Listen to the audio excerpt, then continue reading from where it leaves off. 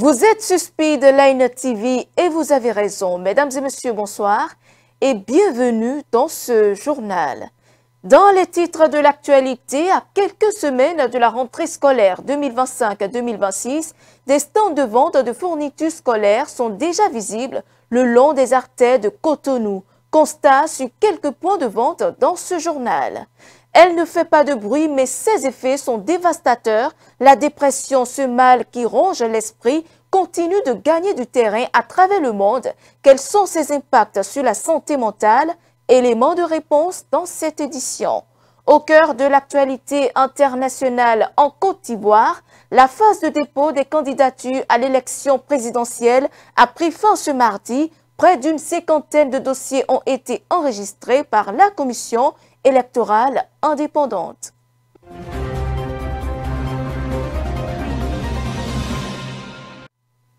Merci de nous recevoir chez vous avec cette livraison de l'actualité.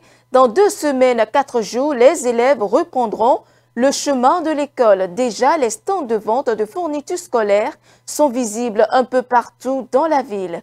Une équipe de la rédaction de Speedline TV s'est rendue sur le marché de fournitures scolaires de la place Léline d'Akbakbar, suivant le reportage.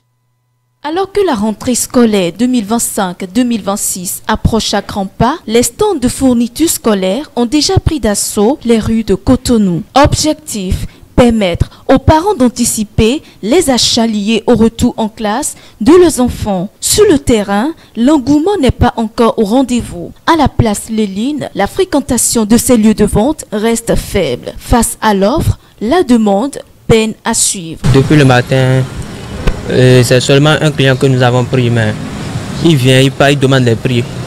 Ils ont dit qu'il n'y a pas l'argent dans le pays pour qu'ils puissent acheter, mais il vient quand même. Comme vous pouvez le constater, ce n'est qu'un début. Je ne peux pas dire que les clients ne se manifestent pas, mais comparativement à l'année dernière, c'est pas trop ça. Nous les espérons toujours, vu que la rentrée est prévue pour le 15 du mois prochain, si je ne me trompe pas. Donc c'est un peu ça. Ils viennent, mais pas de trop. Il n'y a pas du tout de vente. Des fois, on reste là, on ne vend rien jusqu'à la tombée de la nuit, on range et puis on revient encore le lendemain. Bon, pour l'instant, c'est calme. Les parents ne sortent pas. Bon, on peut que remercier Dieu. D'après ces vendeurs, les prix des cahiers et autres fournitures n'ont pas augmenté cette année. Ils exhortent donc les parents à venir faire leurs achats sans tarder. J'aimerais quand même inviter les parents à se manifester, ne pas attendre les dernières minutes pour nous acculer ici, puisque la vente aussi, c'est pas facile, comme vous le voyez. Quand il y aura 10 à 15, 20 clients à la fois, on aura du mal à servir tout le monde. Et ils sont souvent pressés, ils sont souvent pris par le temps, puisque d'autres profitent pour acheter et vaquer à leur occupation. Donc je les invite à vite se manifester pour ne pas nous mettre la pression et avoir la pression aussi. Nous invitons tous les parents d'élèves à se diriger vers nous pour prendre pour les fournitures scolaires, parce qu'on a tout de disponible, que ce soit les cahiers, les stylos, les livres, on a tout est disponible. Donc nous invitons tous les parents d'élèves, étudiants et autres à se rapprocher de nous pour prendre leurs fournitures. Dans l'espoir d'écouler tout le stock, les vendeurs de kits scolaires se remettent à la providence. Ces stands resteront accessibles jusqu'à ce qu'une autre fête vienne leur avis la vedette. Dans la chapelle politique à présent, le parti Les Démocrates a tenu à son siège ce mardi un point de presse, ceci suite au vote de défiance à l'endroit des conseillers FCBE et UP Le Renouveau du conseil communal de Kandy ayant rejoint le parti LD. Dans une déclaration lue par Guy Dossou-Mitokpe, les démocrates renouvellent son soutien ferme à ceux-ci. Suivant. Notre pays enregistre de plus en plus l'adhésion de ses fils et filles qui veulent porter leur pierre à l'édification d'un Bénin fort et respecté par ses voisins et par le reste du monde.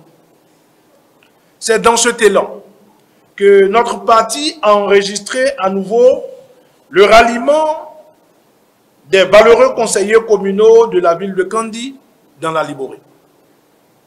Ce ralliement qui sonne comme un séisme politique dans tout le pays annonce le déclin définitif du parti La Force Cori pour un Bénin émergent, FCBE, et la mort prochaine du parti Union Progressiste Le Renouveau et le Bloc républicain. À travers la présente déclaration de presse, le parti Les Démocrates adresse ses félicitations à ces valeureux fils et filles du pays qui ont pris en compte les vœux des populations de la commune de Kandi, celle de rejoindre le parti du peuple, le parti Les Démocrates. Du 1er juin au maire de la commune de Kandi, en passant par les présidents de commission, sans oublier les chefs d'arrondissement, ils sont pour le moment au total 10 responsables à faire ce ralliement historique. Ce ralliement qui annonce la mort prochaine des partis de la mouvance présidentielle et leurs alliés fragilisés, disais-je, fait courir la mouvance dans tous les sens. Ainsi, dans un dernier soubresaut, les partis de la mouvance, avec à leur tête leurs affiliés des FCBE, ont décidé de procéder à un vote de défiance à l'encontre de ces valeureux conseillers afin de les destituer de leur poste de responsabilité au sein du conseil communal de Kandi dès demain mercredi 27 août 2025. C'est le lieu pour le parti Les Démocrates d'apporter un soutien ferme et sans faille à ces dignes fils et filles du Bénin pour leur courage et pour avoir écouté la voix des populations de la première circonscription électorale et plus précisément de la commune de Kandi. C'est également le lieu pour le parti Les Démocrates de condamner et de dénoncer la politique sournoise et mesquine des partis de la mouvance présidentielle dans leurs relations incestueuses avec le parti FCBE. Le message était alors clair pour l'opinion. La FCBE et l'UP Le Renouveau étaient des frères d'un même père et de mères différentes. Les masques tombent et le parti FCBE montre jour après jour son acquaintance avec les partis de la mouvance présidentielle. La situation de mesquinerie et de sournoiserie politique. Elle a été notamment constatée dans les communes de Sinandé, dans les communes de Bembereke, dans la commune de Banikwara, dans la commune de Natitengu, dans la commune d'Avrankou, dans la commune de Malambine, dans la commune de Gogounou, dans la commune de Djougou, dans la commune d'Abomey-Calavi, dans la commune de Parakou. Elle a été constatée également dans la commune de Ndali, dans la commune de Ketou, dans la commune de Zé, dans la commune de Lalo, dans la commune de Dobo, dans la commune de Tchaourou, dans la commune de Kérou. Elle a été également constatée dans la commune de Kalale, dans la commune de Niki, dans la commune de Zobodomé, dans la commune d'Abomey, dans la commune de Tangueta, dans la commune de Materi, dans la commune de Bukumbe, dans la commune de Karimama, dans la commune de Cotonou, dans la commune d'Adjoum, dans la commune de Pobé, dans la commune de Semepodi, dans la commune d'Alada, et je crois que je n'en oublie pas, sans oublier la commune de Saint-Bana. Derrière un sourire, parfois se cache une souffrance profonde. La dépression invisible mais réelle affecte la vie de millions de personnes. Elle abîme la santé mentale et isole ceux qui en souffrent. Pour mieux comprendre ces impacts, écoutons Vanessa Arwandino, psychologue. La dépression, c'est un trouble mental courant, l'un des troubles mentaux les plus courants. Et c'est un trouble de l'humeur qui se manifeste par la persistance d'un état de tristesse, la perte d'intérêt pour tout ce qui nous est vital, comme aller au boulot, manger, sortir, se distraire. Et généralement, les chiffres disent que c'est un mal qui se vit plus par les femmes que par les hommes. Il y a des causes qui sous-tendent la dépression et il y a les causes qui favorisent cela. Celles qui sous-tendent sont de 3 ordres. On a les causes sociaux, les causes psychologiques et les causes biologiques. C'est-à-dire, quand je parle du biologique, c'est-à-dire qu'il y a des personnes qui sont biologiquement conditionnées à faire de la dépression. De par leur constitution biologique, ils sont aptes à en faire régulièrement. Les causes sociaux peuvent être des causes qui se sont installées dès la petite enfance, déjà de par l'environnement familial et tout, la manière dont l'individu grandit. Et les causes psychologiques aussi peuvent venir de là, mais surtout de par sa personnalité. Il y a des types de personnalités spécifiques qui sont susceptibles de faire de la dépression. Maintenant, les causes favorisantes sont de tous ordres. N'importe quoi qui pourrait générer du stress au niveau de l'individu est une cause favorisante de la dépression. La perte de l'élan vital, la perte d'intérêt pour les choses basiques ou les choses vitales de la vie, c'est déjà quelque chose qui handicape l'homme. Donc les conséquences sont multiples. Mais il y a une conséquence phare dont on parle peu, ce sont les conséquences liées au suicide. Le syndrome dépressif majeur, quand il n'est pas bien suivi, aboutit souvent au suicide. L'homme, de par les pesanteurs socioculturelles, n'arrive pas à accepter déjà sa vulnérabilité, à aller vers des personnes pour dire j'ai besoin d'aide, je ne me sens pas bien, je vais ci, je vais ça. La femme, par contre, elle a cette tendance à facilement venir dans les services qu'il faut, ou même à aller chez la voisine pour se dire voilà, je ne vais pas bien, aidez-moi et tout. Donc cela fait que l'homme ne vit pas la dépression de la même manière que la femme. On ne peut pas l'éviter, mais par contre, on peut prévenir à travers des actions, un mode de vie sain. Et un mode de vie sain, ce n'est pas que manger sain, ce n'est pas que avoir dormi aux heures qu'il faut, ce n'est pas que avoir une activité sportive, ça va au-delà. Le mode de vie sain, c'est déjà dans le choix, par exemple, des personnes qui nous entourent. Il faut savoir choisir le conjoint ou le compagnon de vie.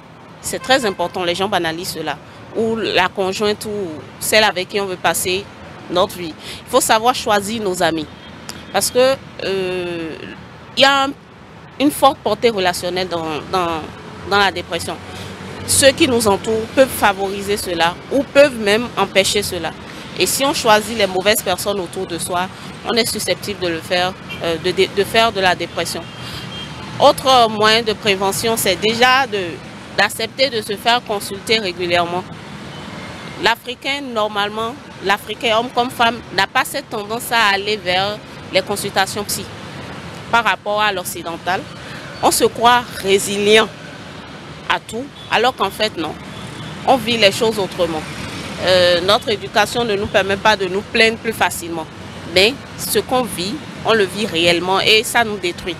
Donc il faut déjà peut-être avoir de ces actions, des consultations de routine, à défaut d'avoir des consultations périodiques, des routines, histoire de voir à quel niveau je suis. Et surtout quand vous commencez par remarquer ces symptômes qu'on a listés au départ, n'hésitez pas à aller consulter, vraiment. Sinon, le pas entre la dépression et le suicide est très infime.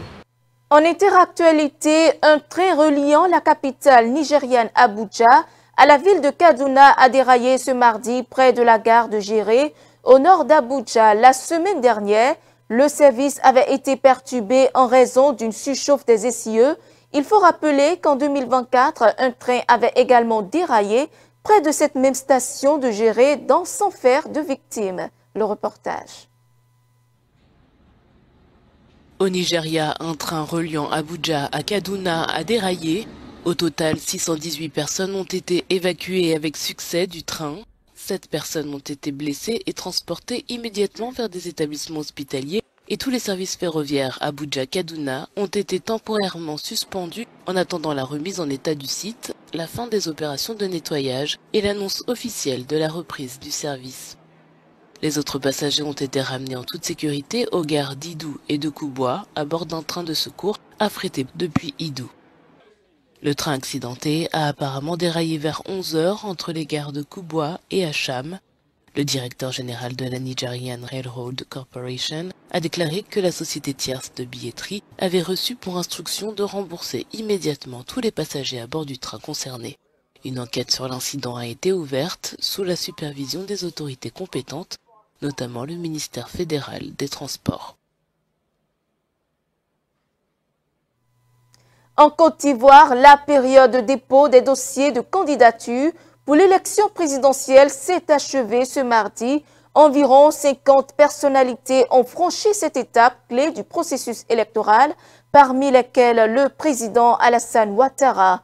La CEI doit désormais examiner l'ensemble des dossiers pour établir la liste définitive des candidats autorisés à concourir lors du scrutin prévu le 25 octobre prochain. Suivant. En Côte d'Ivoire, les dépôts des dossiers de candidature pour l'élection présidentielle ont pris fin. Ils sont une cinquantaine de candidats à avoir accompli cette étape du processus électoral, y compris le président sortant Alassane Ouattara. Les grandes figures de l'opposition sont de la partie. Il s'agit de l'ancien président Laurent Gbagbo, l'ancienne première dame Simone Gbagbo, l'ex-premier ministre Pascal Affi-N'Guesson, l'industriel Jean-Louis Billon ou encore l'ex-dirigeant du Crédit Suisse Tidjane Thiam. Reste à présent à la commission électorale indépendante de se prononcer sur les différents dossiers reçus afin de sortir la liste des candidats retenus pour le scrutin du 25 octobre prochain. Une publication attendue au plus tard le 10 septembre. Seule certitude avant cette date, c'est l'absence de l'ancien Premier ministre Guillaume Soro qui vit aujourd'hui en exil et l'ancien chef des jeunes patriotes Charles Blé Goudé, désormais leader du Congrès panafricain pour la justice et l'égalité des peuples COJEP. Alors qu'un blackout total entoure les négociations entre le gouvernement congolais et les rebelles du M23 qui ont repris à Doha le 20 août, la diplomatie qatarienne est sortie du silence ce mardi pour confirmer que les pourparlers se poursuivaient sur 2 points, le mécanisme de surveillance du cessez-le-feu et l'échange de prisonniers. Suivant. Le mécanisme de surveillance du cessez-le-feu et l'échange des prisonniers au centre de la reprise des négociations entre le gouvernement congolais et les rebelles de la FCM23 à Doha au Qatar, a annoncé mardi la diplomatie du Qatar. La médiation affirme que les discussions entre Kinshasa et les rebelles soutenus par le Rwanda ont repris depuis le 20 août. Les États-Unis et la Croix-Rouge soutiennent le processus. Sur le terrain, en revanche, les combats ont repris entre l'armée congolaise et les rebelles de la FCM23, notamment au sud Kivu, alors que les deux parties s'étaient engagées à un cessez-le-feu après un accord négocié par le Qatar en juillet. Les États-Unis ont récemment haussé le ton face à la poursuite des exactions contre les civils dans l'est de la RDC, tout en appelant les deux parties au respect de la trêve contenue dans la déclaration de principe signée à Doha.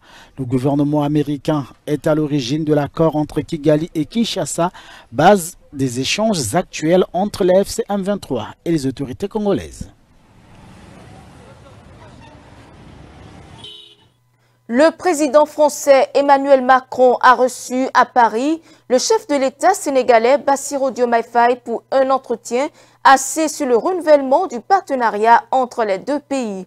Par voie de message publié sur la plateforme X, Emmanuel Macron a indiqué que cette rencontre s'inscrivait dans la continuité des précédents échanges entre les deux dirigeants. Le reportage.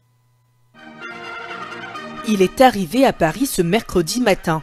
Le président sénégalais Bassirou Diomaye Faye est en visite officielle de 2 jours en France. Il a été reçu sur le perron de l'Élysée par son homologue français, le président Emmanuel Macron. La rencontre entre les dirigeants intervient alors que les deux pays souhaitent renforcer leurs relations et bâtir un partenariat équilibré. À l'issue de ce petit déjeuner de travail à l'Élysée, le président sénégalais s'est exprimé sur ses réseaux sociaux. Bassirou Diomaye Faye a déclaré avoir échangé avec le président Macron sur leurs différents programmes de coopération et le renforcement de leur partenariat dans des domaines tels que l'investissement, le commerce, la défense et la sécurité. Les présidents sénégalais et français ont également évoqué des sujets sensibles comme le massacre de Thiaroye. Malgré les avancées, Dakar réclame plus, notamment la reconnaissance du nombre de victimes, plus important que les chiffres officiels, ainsi que la déclassification des archives militaires et judiciaires sur ce massacre datant de 1944.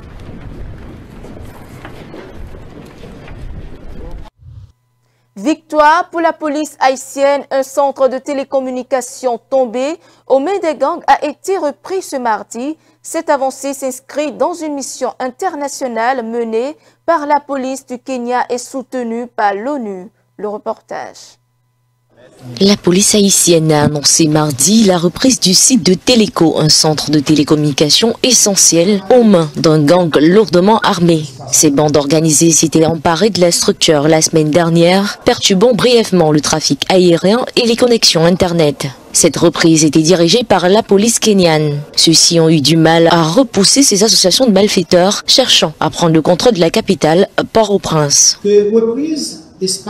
La reprise de la plateforme Téléco par les forces de police est un message fort du nouveau commandant en chef de la police, Monsieur André Jonas Vladimir Paraison.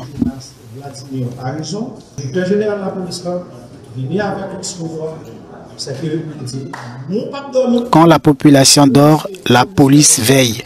Elle travaille pour que la population puisse dormir. Si aucun bilan des opérations n'a été évoqué, la police a néanmoins indiqué la saisie de nombreuses armes. La communauté autrefois paisible de Kinskov est devenue la cible de ces gangs. Au début du mois, 8 personnes ont été enlevées, bien que les forces de l'ordre aient affirmé avoir nettoyé la ville.